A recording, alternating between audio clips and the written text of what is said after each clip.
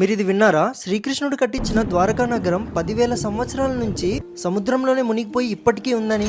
అవును, ఇది నిజం. ద్వారకా అంటే సాంస్క్రిట్ లో స్వర్గానికి తలుపులు అని అర్థం. ప్రెజెంట్ ఇప్పుడు గుజరాత్ దగ్గరున్న సముద్రంలో మునిగిపోయి ఉంది. శ్రీకృష్ణుడే సొంతంగా ద్వారకా నగరాన్ని కట్టించారు.